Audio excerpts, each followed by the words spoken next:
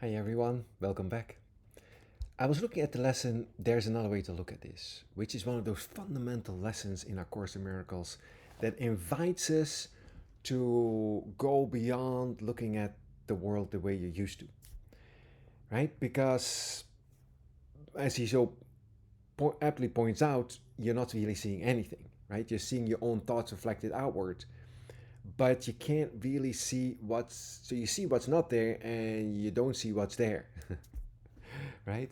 So there truly is another way of looking at the world, and that includes when you're being challenged, right? As long as everything goes your way, you're just going about your business and you're fine. But where you can make the biggest advance in your awakening, right, is when things are tough, when you're being challenged, right? Someone said something to you, someone did something to you, apparently, right? Um, Maybe something physically or something in your surroundings, in your day to day, right, um, life. But the fact of the matter is, no one did anything to you. There's another way to look at this, right?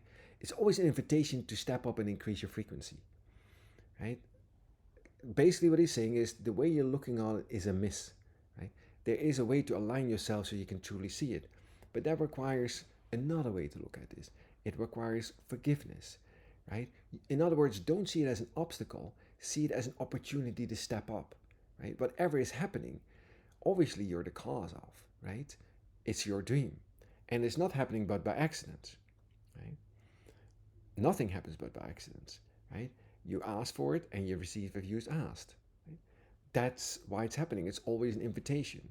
And you do not perceive your own best interest, right? If it were up to you, you want the bad things to go away and the good things to happen. These are what you classify as bad and what you classify as good.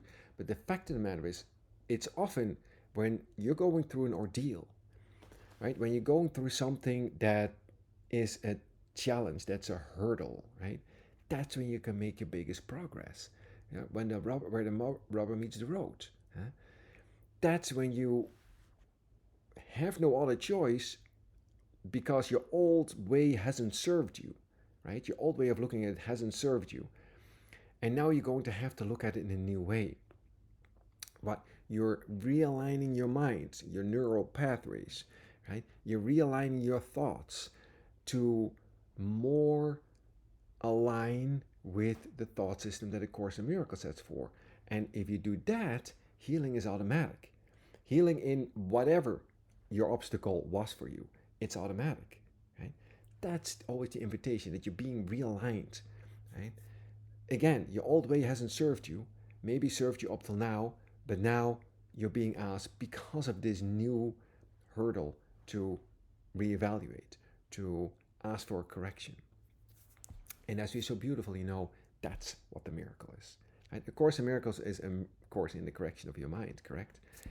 I was reading that right here a little bit from How Are Healing and Advancement Related, which is beautiful. And it says they're not related, they're the same. Right? Healing and advancement are not related, they're identical.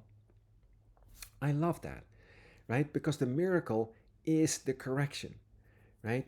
And a miracle happens by accepting the advancement for yourself.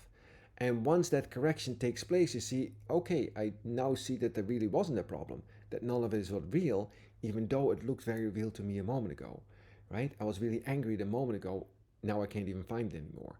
Or I was really fearful, and it's all gone now.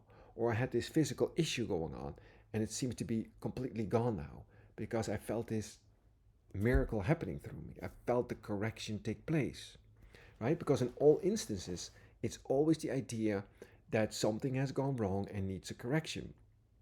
Whether this is an unforgiving thought, it's always an unforgiving thought, right? Or it's some physical issue that you're having, or something that else that happened that you didn't like, and maybe that just needs another way of looking at it within your own mind to see how you can use this to your own advantage. And when I mean advantage, I mean to awaken. So there's always this invitation to look at it again, look at it again, right? It's always, and it keeps on renewing. So, how are healing and advancement related? Well, they're not related, they're identical. And then he says, there is no order of difficulty in miracles because there are no degrees of advancement. Why is one sickness not harder to heal than another? Because it's all an illusion. It's all a misalignment. It's all the idea that you're looking at it wrong, right? And an illusion is an illusion is an illusion, right? One is not harder to correct than another because it's an illusion, right? The miracle, right, heals all of them, it corrects all of them equally easily. So, yeah, there are no degrees of advancement, the degrees of miracles, right? I love it. It's the one complete concept possible in this world because it is the source of a wholly unified perception. Partial advancement is a meaningless idea, just as special areas of hell and heaven are inconceivable. Accept advancement and you are healed. I love it. That's the sole responsibility of you as a teacher of God, as an awakening consciousness, to accept the advancement for yourself. You can only accept it for yourself. You cannot accept it for anyone else. But that's your sole responsibility. Everything else then is given. It's your last decision, right? It's the only decision you'll ever make by yourself. After that, everything is given, as many of us have discovered, correct? Accept advancement and you are healed. Advancement is the word of God. Accept his word and what remains to make sickness possible? Nothing, right? Sickness is the idea that you're separate. Sickness is the idea that you're a body. Sickness is the idea that you're defending yourself against the truth, right? All ideas that I know are not viewed as such by the world.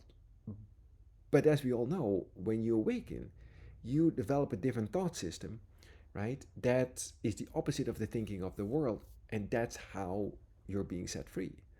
Because truly, the thinking of the world, which is your old way of thinking, is what bondage is. This is why everyone is so unhappy, right?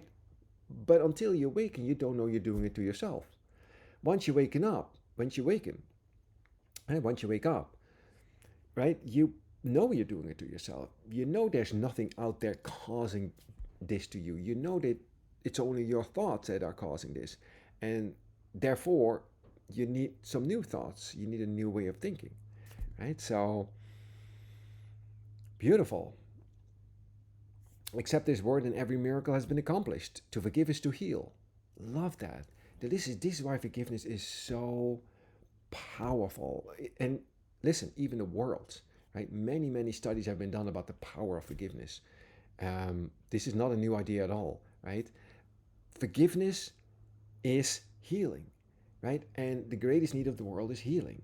This is why forgiveness is so powerful. You heal and are healed by your forgiveness. The teacher of God has taken accepting the advancement for himself as his only function. That's correct. You do not have another one. Well, what about my profession? What about it, right? Whatever profession you have, you can do that perfectly well in your new mind. And if you can't, maybe it's time to make a change. But the fact of it is, it doesn't have to interfere with it at all, right? As a matter of fact, most people will just look at you and say, he seems to be happier these days, right? Which is a true thing. You will become happier, or maybe he seems to be more at peace these days, right?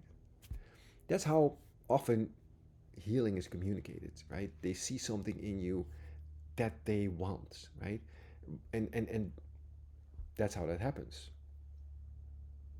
So yeah, that's the idea of healing, right? The idea of forgiveness, the idea of looking at it again, right? Because you truly don't perceive your own best interest. If it were up to you, right, if you were doing your plan, you would just sit in a comfortable place in space-time where everything goes your way and you'll never wake up that way. No, it's in those other moments where everything doesn't seem to go your way that you're being, right, impelled to change your mind. Look at it again, right? What's happening? I don't like this, right? Okay, let's change my mind about this. Let's invite the miracle in. I need a little healing. I need forgiveness, right? That idea. What an amazing idea. And it's up to you, right? It's nothing needs to occur before it can occur to you, right? The only that's thing that's asked of you is for you to change your mind. In that sense, the power of decision is your own, right? It's the only thing you have left in space time to change your mind, right? And with that, everything changes.